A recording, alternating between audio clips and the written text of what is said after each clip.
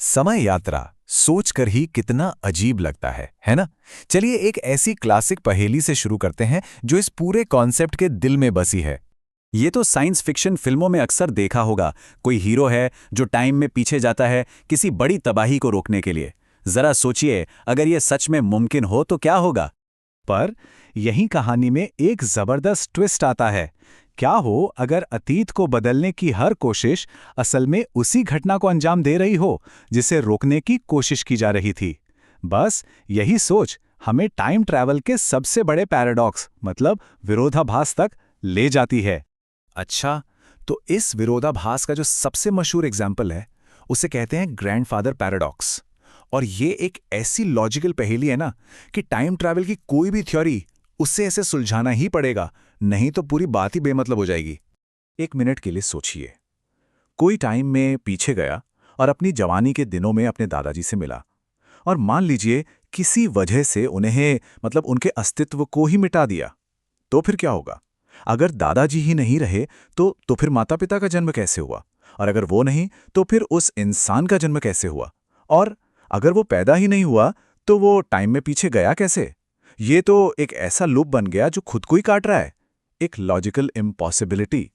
अब इस गुत्थी को सुलझाने के लिए ना हमें सबसे पहले टाइम को लेकर अपनी जो बेसिक समझ है उसी पर सवाल उठाना होगा।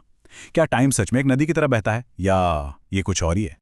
देखिए, आमतौर पर हम सब टाइम को कैसे देखते हैं? एक नदी की तरह, है ना, जिसमें सिर्फ अभी का पल यानी प्रेजेंट असली है, भविष्य आता है और अतीत में बह जाता है। इसे कहते हैं प्रेजेंटिज्म। लेकिन फिजिक्स और खास तौर पर आइंस्टाइन के बाद एक बिल्कुल अलग नजरिया सामने आया। इसे इटर्नलिज्म कहते हैं और इसके हिसाब से टाइम एक ठोस 4 डायमेंशनल ब्लॉक जैसा है। हाँ, ये इटर्नलिज्म का आइडिया थोड़ा दिमाग घुमाने वाला है। इसके हिसाब से पास्ट, प्रेजेंट और फ्यूचर तीनों एक बराबर असली हैं। जैसे अभी दिल्ली और मुंबई दोनों शहर मौजूद है, ठीक वैसे ही डायनासोर का जमाना और साल 3000 भी मौजूद है। बस वो स्पेस टाइम में अलग अलग जगहों पर हैं। तो ये जो ब्लॉक यूनिवर्स का आइडिया है, ये सिर्फ कोई फिलॉसफी नहीं है। फिजिक्स और खासतौर पर आइंस्टाइन की थ्योरी ऑफ रिलेटिविटी इसके लिए काफी मजबूत सबूत देती है। आइंस्टाइन की सबसे जबरदस्त खोजों में से एक ये थी कि अब यानी नाउ सबके लिए एक जैसा नहीं होता। जिस चीज को एक इंसान अभी होता हुआ देख रहा है, हो सकता है कि बहुत तेजी से सफर कर रहे किसी दूसरे इंसान के लिए वो पास्ट या फ्यूचर में हो। और इस एक आइडिया ने टाइम को लेकर हमारी पूरी समझ को ही पलट कर रख दिया। अच्छा, इसको ऐसे समझते हैं, मान लीजिए कोई ऑब्जर्वर है जो एक जगह रुका हुआ है, तो उसके लिए अभी का पल यानी नाउ स्पेस टाइम में एक सीधी फ्लैट लाइन की तरह है। सब कुछ एक साथ हो रहा है, सिंक में।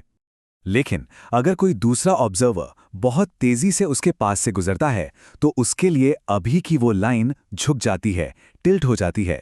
अब इसका मतलब क्या हुआ? इसका मतलब ये है कि जो घटनाएं दूसरे ऑब्जर्वर के लिए अभी हो रही हैं, वो पहले वाले के लिए तो पहले ही पास्ट बन चुकी हैं। तो इसका जो नतीजा निकलता है वो बहुत गहरा है। अगर मेरा अभी किसी और का पास्ट हो सकता है और किसी का फ्यूचर हो सकता है, तो इसका सीधा सा मतलब है कि पास्ट, प्रेजेंट और फ्यूचर इन सबको एक साथ मौजूद होना ही पड़ेगा। यूनिवर्स असल में एक 4 आयामी ब्लॉक है।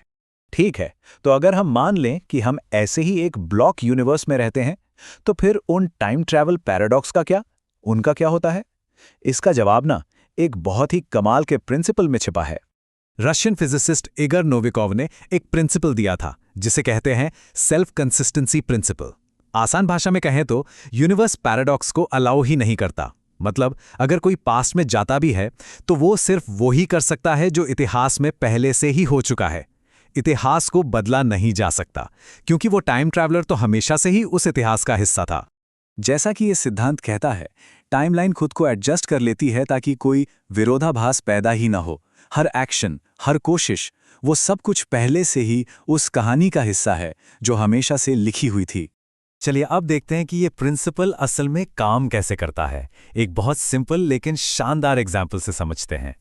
इस बार ना इंसान की मर्जी या फ्री विल को इक्वेशन से बाहर ही कर देते हैं।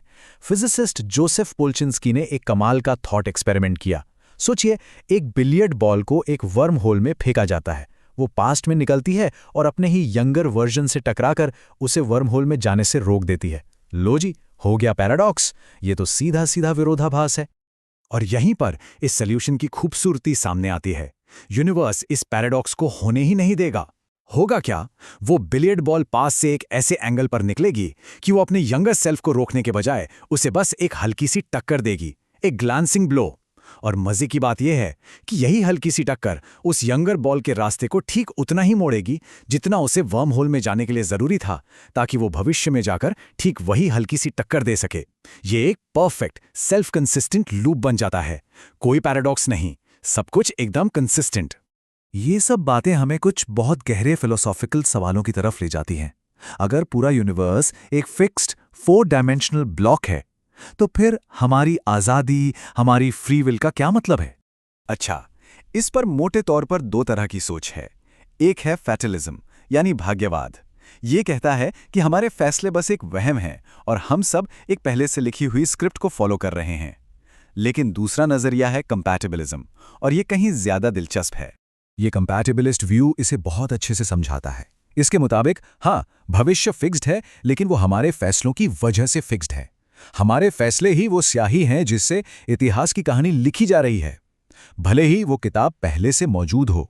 तो मतलब ये हुआ कि इस नजरिए से देखें तो फ्री विल का मतलब भविष्य को बदलना नहीं, बल्कि भविष्य को बनाना है। हमारा हर काम, हर फैसला यूनिवर्स की कहानी में एक परमानेंट, न बदलने वाली जगह रखता है। और यही हम एक सोचने वाले सवाल के साथ अपनी बात खत्म करते हैं। अगर हम एक ब्लॉक यूनिवर्स में रहते हैं, तो फ्री विल और डेस्टिनी यानी किस्मत के बीच की लकीर आखिर कहाँ है? क्या ये 2 अलग-अलग चीजें हैं या फिर एक ही सिक्के के 2 पहलू? ये वो सवाल है जो फिजिक्स और फिलॉसफी के बिल्कुल बीचों बीच खड़ा है।